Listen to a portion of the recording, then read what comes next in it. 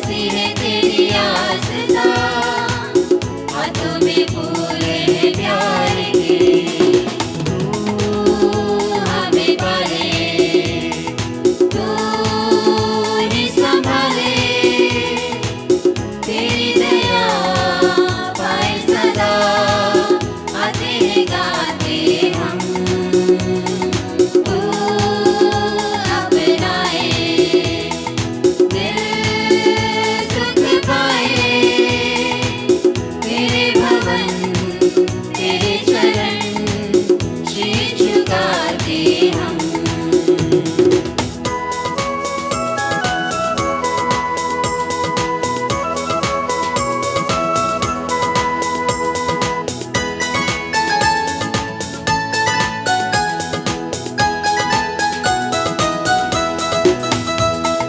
जीवन अपना आपसे पाया है हमने, हे प्रभु आप पर कुर्बान करें, दिल की है अब ये आरज़ू। तू हमें पाले, तू ही संभाले, तेरी दया पाए सदा, आते हैं गाते हम। तू अपनाए, दिल सुख पाए, तेरे भवन तेरे चरण शीश झुकाते हम।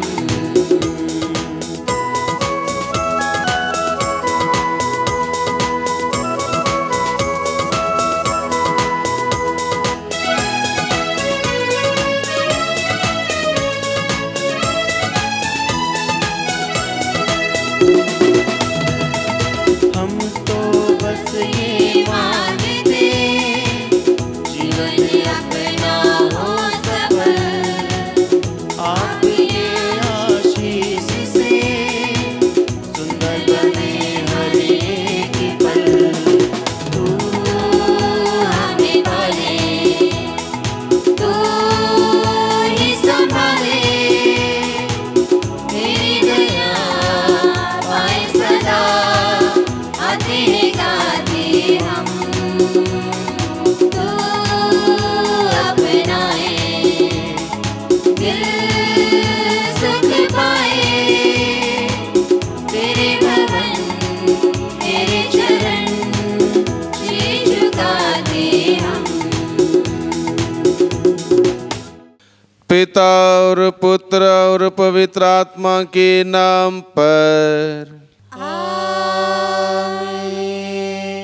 हम सबों के मुक्तिदाता प्रभु यीशु क्रिस्त की कृपा, हम सबों से बेहद प्यार करने वाले पिता परमेश्वर का प्रेम और उसी प्रेम में बने रहने के लिए हम सबों की सहायता करने वाले पवित्र आत्मा की सहायता और सहचर्य मेरे प्यारे भाइयों बहनों आप सभी के साथ हो और आपकी आत्मा के साथ भी।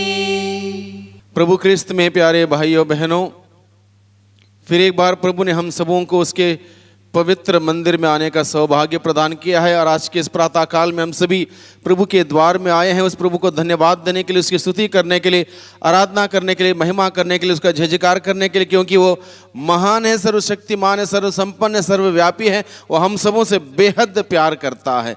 इस आगमन के समय में प्रभु हमें बताता है कि प्रभु का स्वभाव कैसा है।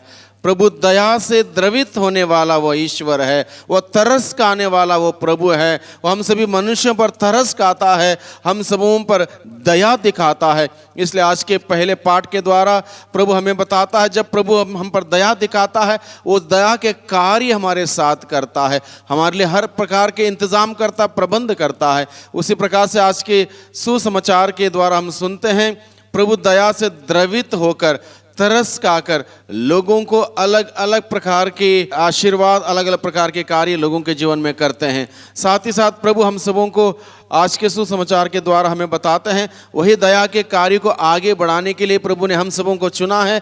हम सबों को उस दया के कार्य को आगे बढ़ाने के लिए मुख्य रूप से प्रभु का संदेश वाहक बनने के लिए प्रभु निमंत्रण देता है। और संदेश वाहक बनने के लिए ज़रूरी बातें यह है कि हमारा ध्यान प्रभु पर केंद्रित हो, प्रभु के वचनों पर केंद्रित हो और किसी बात पर, किसी ताकत पर, शक्ति पर केंद्रित ना हो, ना ही स्वयं के बलबूते पर, बल्कि उस प्रभु पर निर्भर रहते हुए कार्य करने के लिए प्रभु हमें बुलाते हैं, हिदायत देते हैं। प्रभु को धन्यवाद दें प्रभु के बुलावे के लिए।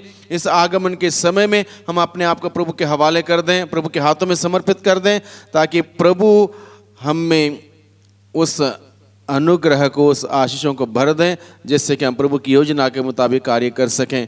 आइए इसमें सबलिधान में योग रीति से भाग लेने के लिए हम अपने आप को तैयार करें। हम सब मिलकर बोलें, हे भाइयों बहनों, मैं सर्वशक्तिमान पिता परमेश्वर और आप लोगों के सामने स्वीकार करता हूँ कि मैंने मन वचन कर्म से और अपना कर्तव्य पूरा ना करने से बार बार पाप किया है। मैं अपना दोष स्वीकार करता हूँ। इसलिए मैं धन्य कुंवारी मरियम से, सब स्वर्गदूतों, सब संतों और आप लोगों से, हे भाइयों बहनों, विनती करता हूँ कि आप लोग मेरे लिए प्रभु परमेश्वर से प्रार्थना करें।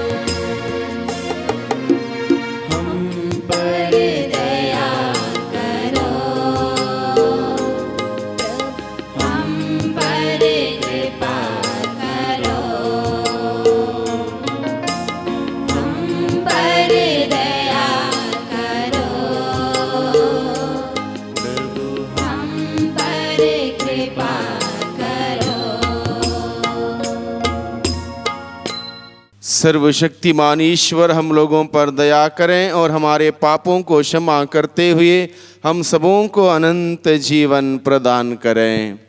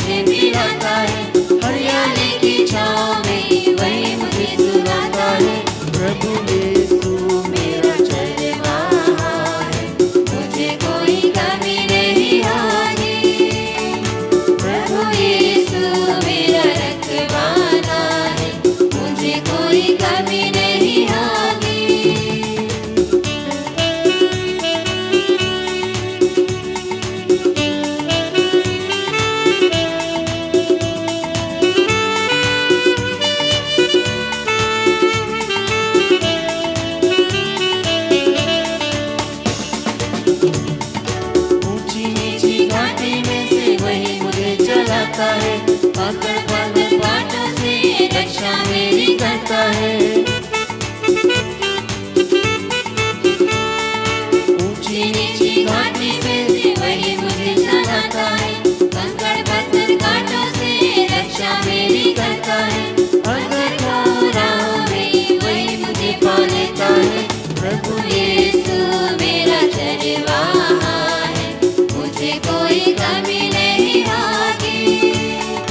प्रभु यीशु मेरा रखवाला है, मुझे कोई कमी नहीं होगी।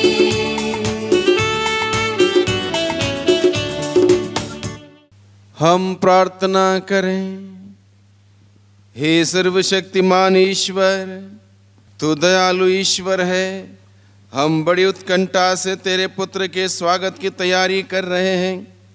संसार की कोई भी वस्तु हमें ना रोके। हम सबों को ऐसी दिव्य ज्ञान दे कि हम तेरे पुत्र के जीवन के सहभागी बने। वे ईश्वर होकर तेरे तथा पवित्र आत्मा के साथ युगान युग जीते और राज्य करते हैं। पहला पाठ नबी ईसायास का ग्रंथ अध्याय 30 पद संख्या 19 से 21, 30 से 26 तक। इस्राएल का परम पावन प्रभु ईश्वर ये कहता है, यरूशलेम में रहने वाली सिय्योन की प्रजा, अब से तुम लोगों को रोना नहीं पड़ेगा। प्रभु तुम पर अवश्य दया करेगा, वह तुम्हारी दुहाई सुनते ही तुम्हारी सहायता करेगा। प्रभु ने तुम्हें विपत्ति की रोटी खिलाई और दुख का जल पिलाया है, किंतु अब तुम्हें शिक्षा प्रदान करने वाला प्रभु अदृश्य नहीं रहेगा। तुम अपने आँखों से उसके दर्शन करोगे। यदि तुम सन्मार्ग से दाएं या बाएं भटक जाओगे, तो वो तुम्हें पीछे से ये वाणी अपने कानों से सुनोगे। सच्चा मार्ग यही है, इस पर चलते रहो। वो तुम्हारे बोए हुए बीजों को वर्षा प्रदान करेगा और तुम अपने खेतों की भरपूर उपज से पुष्टिदायक रोटी खिलाओगे। उस दिन तुम्हारे चौपाए विशाल चारागाहों में चरोगे। खेतों में काम करने वाली बैल और गधे सूप और डालिया से फाटी हुई नमक मिली हुई भूसी खाओगे।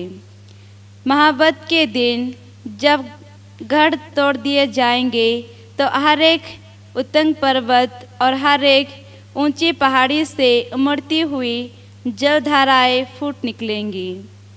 जिस दिन प्रभु अपने प्रजा के टूटे हुए अंगों पर पट्टी बांधेगा और उसके चोटों के घावों को चंगा करेगा, उस दिन चंद्रमा का प्रकाश सूर्य की तरह होगा और सूर्य का प्रकाश 7 दिनों के सम्मिलित प्रकाश के सदृश 7 गुना प्रचंड हो जाएगा। यह प्रभु की वाणी है। ईश्वर को धन्यवाद। चरवाहा यीशु है मेरा, कोई दुश्मन हो कैसे मेरा।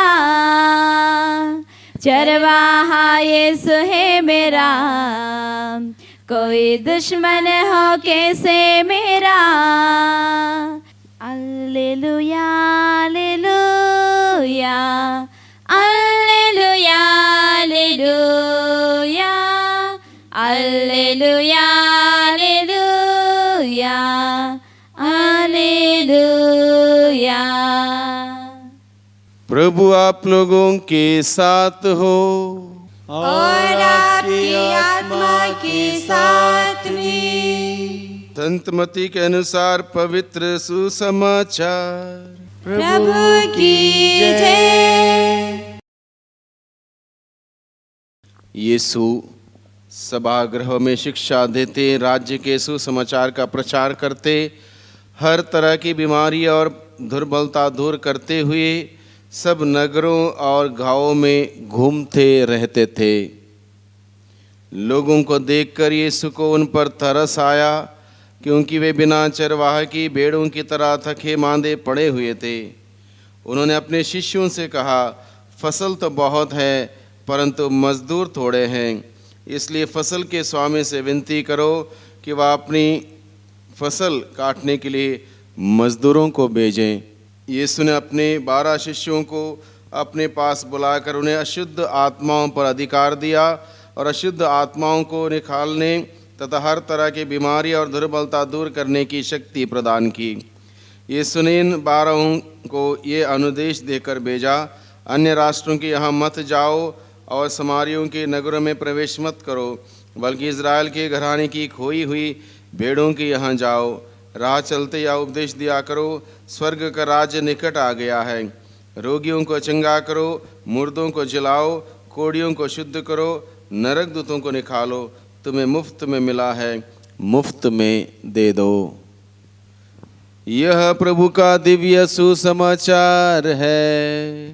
ख्रीस्त की जय। प्रभु क्रिस्त में प्यारे भाइयों बहनों, मनुष्य के मन में हमेशा एक सवाल रहा कि वह ईश्वर कौन है और वह कैसा है, उसका स्वभाव क्या है, किस प्रकार है।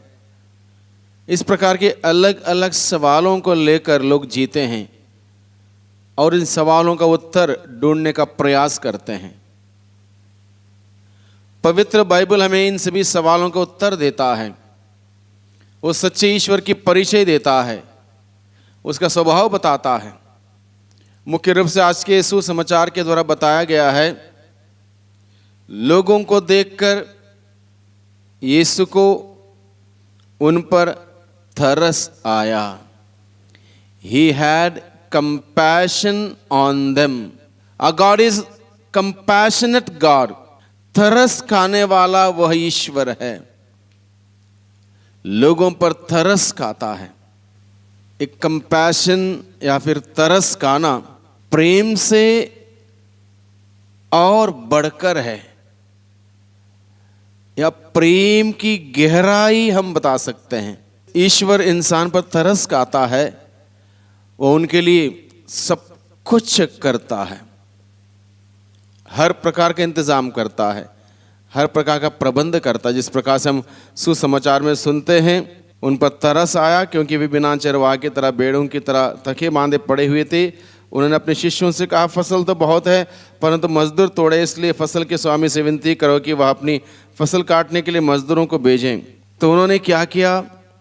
उन्होंने सुसमाचार का प्रचार किया, हर तरह की बीमारी दूर कर दी, दुर्बलता दूर कर दी। सब नगरों में गांव में घूमते फिरते लोगों को आशीर्वाद दिया। यह है ईश्वर का कार्य। जब ईश्वर इंसान पर तरस खाता है, ईश्वर इंसान के पास जाता है, उस बीमार लोगों के पास जाता है, उस दुखी लोगों के पास जाता है, परेशान लोगों के पास जाता है, उन्हें आशीर्वाद देता है, उन्हें छुटकारा देता है, उन्हें छंगाई देता है। ये ईश्वर का कार्य है।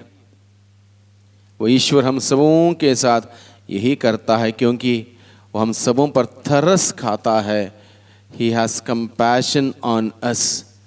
He is a compassionate God. वो हम सबों पर दया दिखाता है, अनुकंपा दिखाता है और अनुग्रह बरसाता है।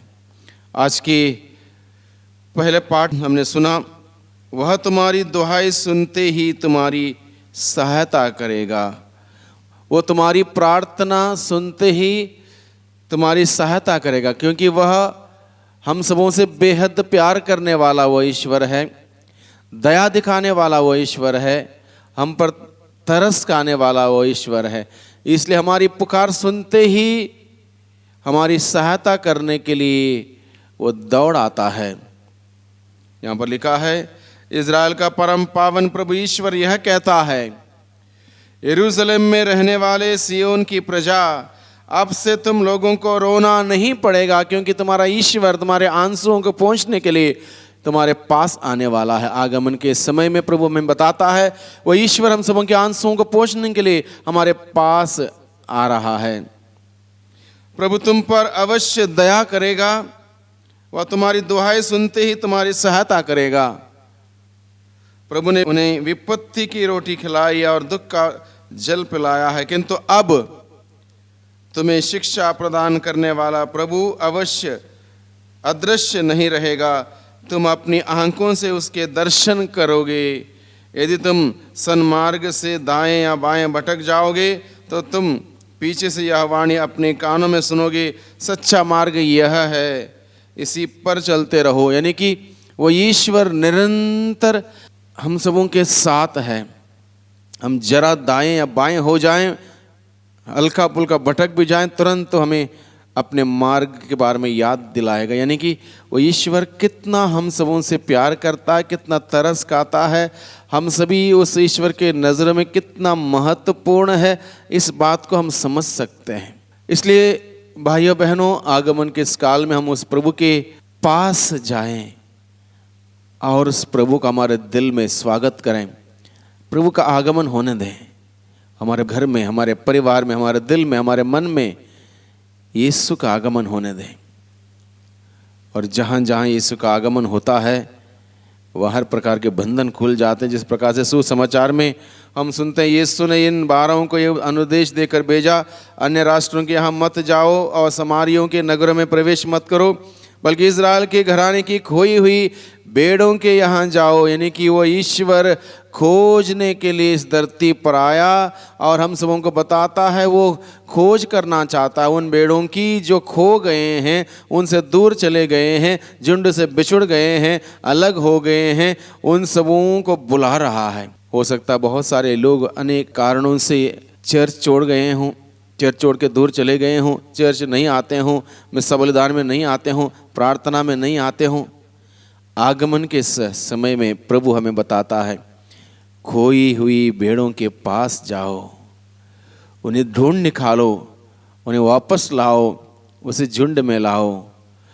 देखिए प्रभु की दया कहाँ तक है, वो किस हद तक तरस का आता है, इस बात से हम समझ सकते हैं। He is going out of his way in search of the Sinners. पापियों की खोज करते हुए वो जाता है। वो ईश्वर हम सबों की खोज करते हुए इस धरती पर आया और इस आगमन के समय में हमें याद दिलाता है कि उसने हमें क्या किया है। अगर हम इस बात को याद करें, याद रखें, वो ईश्वर ने मेरे लिए क्या किया है, मैं निश्चित रूप से उसके बताए हुए मार्ग पर चल पाऊंगा। हम प्रभु से प्रार्थना करें, आगमन का यह समय, कृपाओं का यह समय, अनुग्रह का यह समय हम सबों को बहुतायत से आशीष प्रदान करें, ताकि हम प्रभु के साथ जुड़े रहें, प्रभु के साथ बने रहें। वही प्रभु हमारी सहायता करें। पिता और पुत्र और पवित्र आत्मा के नाम पर आमीन।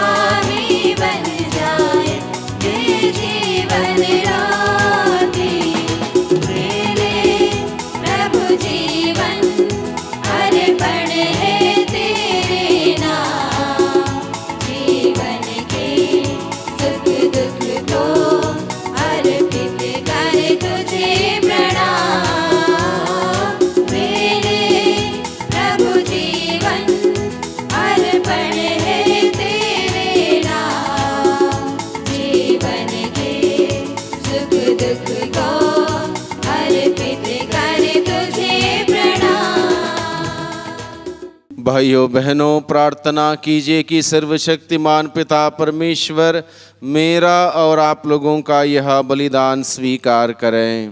प्रभु अपने नाम की स्तुति तथा महिमा के लिए और हमारे तथा अपनी समस्त पवित्र कलीसिया के लाभ के लिए आपके हाथों से यह बलिदान ग्रहण करें। हे प्रभु, यह चढ़ावा कृपा पूर्वक ग्रहण कर। यह तेरा ही दान है जो संस्कार तूने हमें पृथ्वी पर भक्ति के लिए दिया है। वह हमें स्वर्ग में अनंत मुक्ति का पुरस्कार दिलाए। हम यह प्रार्थना करते हैं हमारे प्रभु क्रिस्त के द्वारा। प्रभु आप लोगों के साथ हो और आपकी आत्मा के साथ भी। प्रभु में मन लगाइए। हम प्रभु में मन लगाए हुए हैं। हम अपने प्रभु परमेश्वर को धन्यवाद दें। उचित और आवश्यक है। हे पूज्य पिता, यह परम उचित है, हमारा कर्तव्य तथा कल्याण है कि हम सदा और सर्वत्र अपने प्रभु क्रिस्त के द्वारा तुझे धन्यवाद दें। अपने प्रथम आगमन में इन्होंने दीन मानव बनकर तेरी आदि योजना पूरी की तथा हमारे लिए अनंत मुक्ति का मार्ग फिर खोल दिया। जब ये अंतिम आगमन के समय महिमा मंडित होकर पधारेंगे, तब हमें वह मुक्ति प्राप्त हो जाए जिसकी प्रतीक्षा हम उत्साह से कर रहे हैं। इसलिए हम स्वर्ग के समस्त दूतगणों से मिलकर तेरी स्तुति करते हुए निरंतर एक स्वर से गाते हैं।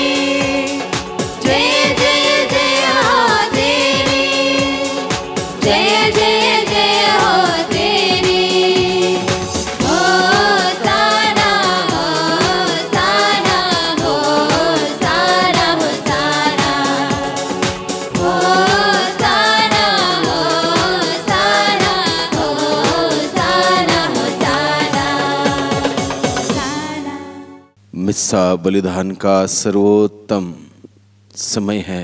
परिवर्तन का समय है, बदलने का समय है। यह रोटी, गेहूं से बनाई हुई यह रोटी यीशु के शरीर में बदल जाएगी। दाख का रस यीशु के लहू में बदल जाएगा। इसलिए हम इस वक्त विशेष रूप से प्रार्थना करें उस पवित्र आत्मा से जो सब कुछ नया बनाता है, बदलता है, परिवर्तित करता है। उस पवित्र आत्मा से हम विनती करें कि वो हम सबों को बदल दें, हम सबों को नया बनाएं। विशेष रूप से हमारे अंदर किसी प्रकार का घमंड है, अहंकार है, उसको विनम्रता से बदल दें। किसी के प्रति नफरत है, गुस्सा है, घृणा है, उसको प्रेम से बदल दें ताकि हम सभी नए हो जाएं।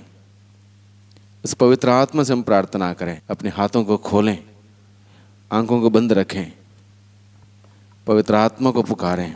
हे पवित्र आत्मा आओ आओ, हे पवित्र आत्मा आओ आओ, आओ तुम आत्मा बदलो इस रोटी को, आओ तुम आत्मा बदलो इस रोटी को, आओ तुम आत्मा बदलो दाखरस को, आओ तुम आत्मा बदलो दाखरस को, आओ तुम आत्मा बदलो हम सब को, आओ तुम आत्मा बदलो हम सब को, आओ तुम आत्मा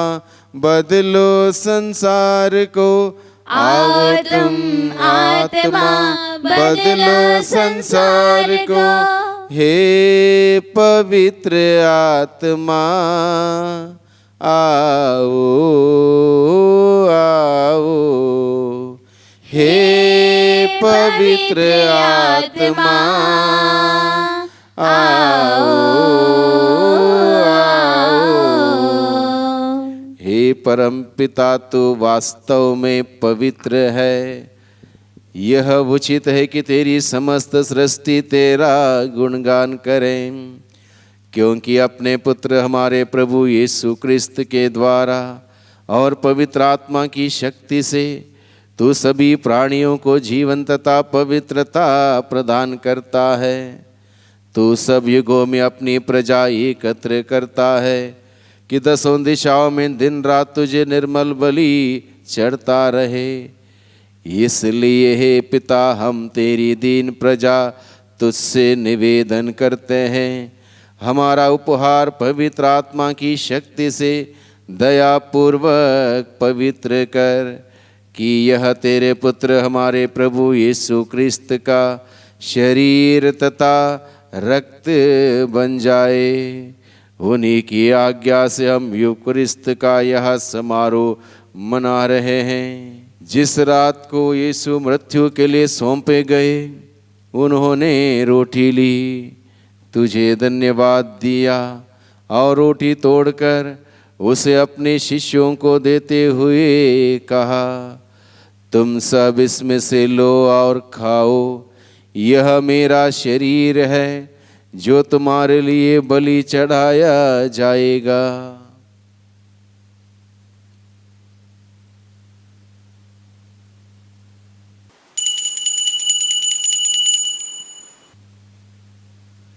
इसी भांति भोजन के बाद उन्होंने कटोरा लिया, तुझे धन्यवाद दिया और उसे अपने शिष्यों को देते हुए कहा, तुम सब इसे लो और पीओ, यह मेरे रक्त का कटोरा है, नवीन और अनंत व्यवस्थान का रक्त, जो तुम्हारे और बहुतों के पापों की क्षमा के लिए बहाया जाएगा।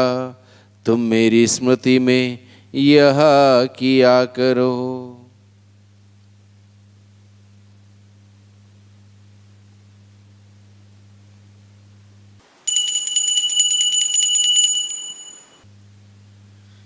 यह है हमारे विश्वास का रहस्य। ख्रिस्त मर गए, ख्रिस्त जी उठे, ख्रिस्त महिमा के साथ फिर आएंगे। हे परम पिता, यह आज्ञा मानकर हम तेरे पुत्र के मुक्तिप्रद भोग, प्रतापमय पुनरुत्थान और स्वर्गारोहण का स्मरण करते हैं तथा पुनरागमन की बाट जोते हैं। हम तुझे धन्यवाद देते हुए यह जीवंत और पावन बलि चढ़ाते हैं। हे पतित पावन, अपनी कलीसिया के इस चढ़ावे पर दया दृष्टि डाल और यह बलि स्वीकार कर, जिसके अर्पण से प्रसन्न होकर तूने हमें अपना बना लिया है। तेरे पुत्र के शरीर तथा रक्त से हमारा परिपोषण होता है। ऐसा वर दे कि उनके पवित्र आत्मा से परिपूर्ण होकर हम ख्रिस्त में एक शरीर तथा एक मन हो जाए। वही पवित्र आत्मा हमको नित्य उपहार स्वरूप तुझे चढ़ाए और ईश्वर की माता धन्य कुंवारी मरियम, तेरे धन्य प्रेरितों, प्रतापी शहीदों तथा सभी संतों के साथ हमें भी स्वर्गीय आनंद के सहभागी बनाए। हमें इनकी निरंतर प्रार्थनाओं का अटल भरोसा है। हे प्रभु, तुझसे नम्र निवेदन है कि हमारे पुनर्मिलन का यह बलि समस्त संसार में शांति और कल्याण की वृद्धि करें। अपने सेवक संत पिता फ्रांसिस, हमारे धर्माध्यक्ष इग्नेशियस और सभी धर्माध्यक्षों, याजकों तथा इस पृथ्वी पर समस्त यात्री कलीसिया को विश्वास तथा प्रेम में दृढ़ रखने की कृपा कर। हे पिता, तेरी सेवा में उपस्थित अपनी प्रजा की याचनाएं कृपा पूर्वक स्वीकार कर। दया और प्रेम से प्रेरित होकर तू अपने सभी पुत्र पुत्रियों को वे जहाँ कहीं भी हो अपने साथ एक बना ले।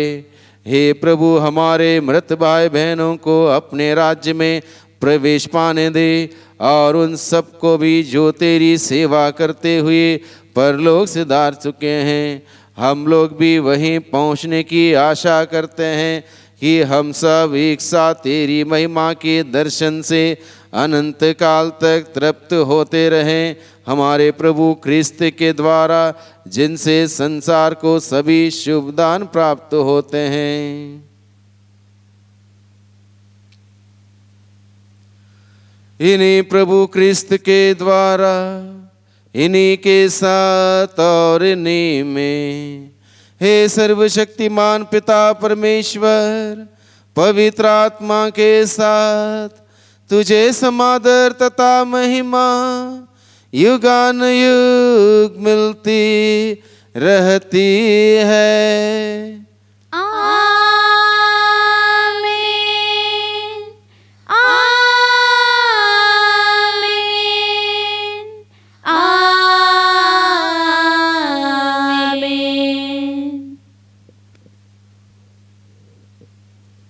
हम सब मिलकर प्रभु ने सिखाए उस सुंदर प्रार्थना को बोलें। हे हमारे पिता जो स्वर्ग में है, तेरा नाम पवित्र किया जावे, तेरा राज्य आवे, तेरी इच्छा जैसे स्वर्ग में है वैसे इस पृथ्वी पर भी पूरी हो। हमारा प्रतिदिन का आहार आज हमें दे और हमारे अपराध हमें क्षमा कर, जैसे हम भी अपने अपराधियों को क्षमा करते हैं, और हमें परीक्षा में ना डाल, परंतु बुराई से बचा। आमीन। हे प्रभु, हम तुझसे प्रार्थना करते हैं, सभी प्रकार के बुराइयों से, बुरे सोच से, बुरे विचारों से, बुरी बातों से, बुरे संगतियों से, बुरे शक्ति के आक्रमण से, रोग, बीमारी, तनाव, चिंता, समस्या, दुर्घटना, आलस्यपन, निराशा और घमंड से हम सबों को सदा ही बचाए रख और इस जीवन में हमें कृपा पूर्वक शांति प्रदान कर। हम तेरी दया से सदा पाप से दूर और हर विपत्ति से सुरक्षित रहें और उस दिन की प्रतीक्षा करते रहें जब हमारे प्रभु क्रिस्त फिर प्रकट होकर हमारी मंगलमय आशा पूरी करेंगे।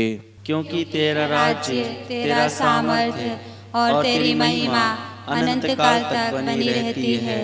हे प्रभु यीशु क्रिस्त, तूने अपने प्रेरितों से कहा है, मैं तुम्हारे लिए शांति छोड़ जाता हूँ, अपनी शांति तुम्हें प्रदान करता हूँ। तू हमारे पापों पर नहीं, अपनी कलीसिया के विश्वास पर दृष्टि डाल और उसे शांति तथा एकता प्रदान कर। तू जो युगान युग जीता और राज्य करता है। आमीन। प्रभु की शांति सदा आप लोगों के साथ रहे और आपके आत्मा के साथ भी। परस्पर शांति का अभिवादन करें। हे ईश्वर के मेमने, जो संसार के पाप हर लेता है, हम पर दया कर। हे ईश्वर के मेमने, जो संसार के पाप हर लेता है, हम पर दया कर। हे ईश्वर के मेमने, जो संसार के पाप हर लेता है, हमें शांति प्रदान कर। देखिए प्रभु यीशु ईश्वर का मेमना, जो हम सबों के पापों के लिए बलि बन गया था। हमारे पापों को अपने ऊपर लेते हुए, पापों की सजा भोगते हुए, पाप को, जो पाप का वेतन मृत्यु है, उस मृत्यु को समाप्त किया। अपने पुनरुत्थान के द्वारा हम सबों के लिए जीवन का द्वार खोल दिया। उस मेमने को देखिए। धन्य हम सभी जो उसके इस भोजन के लिए बुलाए गए हैं। हे प्रभु, मैं इस योग्य नहीं हूँ कि आप मेरे यहाँ आए, किंतु एक शब्द कह दीजिए और मेरी आत्मा चंगी हो जाएगी।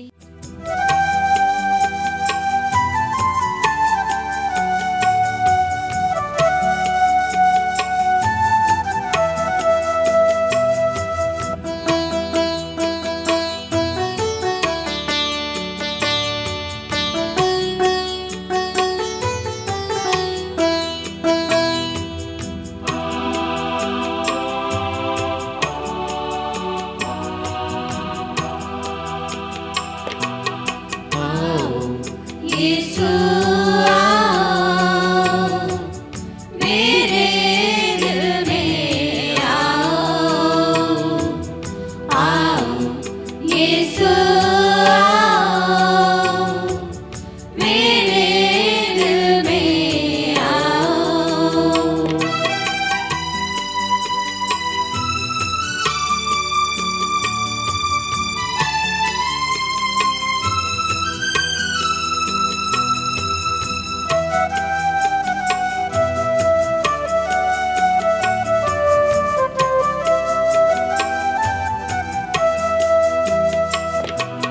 तू मेरा तारनहार,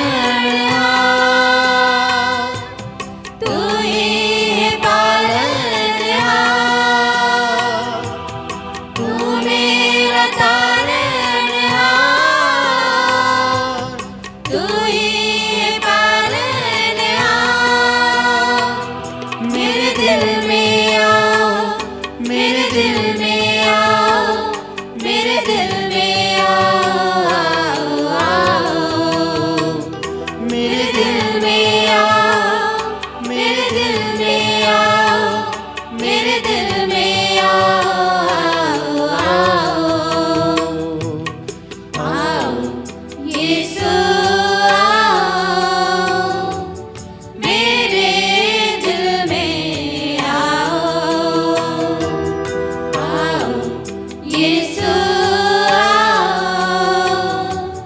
मेरे दिल में आओ।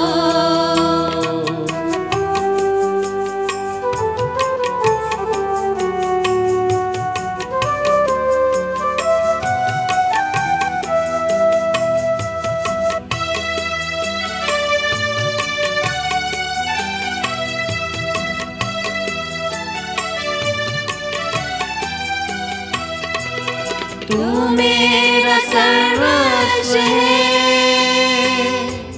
जीवन का आधार है। तू मेरा सर्वस्व है, जीवन का आधार है। मेरे दिल में आओ, मेरे दिल में आओ, मेरे दिल में आओ, मेरे दिल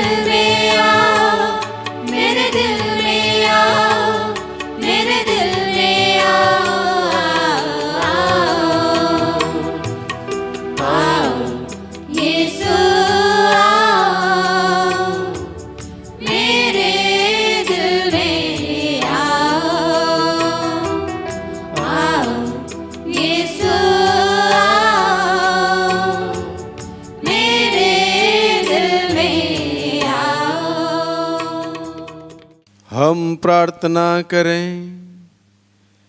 हे प्रभु, जो संस्कार हमने ग्रहण किया है वह हमारे लिए हितकर हो, इसके द्वारा तो हमें ऐसी शिक्षा दे कि हम नश्वर वस्तुओं के बीच निवास करते हुए भी अनश्वर एवं स्वर्गिक वस्तुओं से प्रेम करें तथा उन्हीं में अपना मन लगाए रहें। हम यह प्रार्थना करते हमारे प्रभु क्रिस्त के द्वारा। आमीन। प्रभु आप लोगों के साथ हो और आपकी आत्मा के साथ भी। सर्वशक्तिमान ईश्वर पिता, पुत्र और पवित्र आत्मा आप सबों को आशीर्वाद प्रदान करें। आमीन। आप लोग विदा लें। प्रभु की शांति और प्रेम में जीवन बिताएं। ईश्वर को धन्यवाद।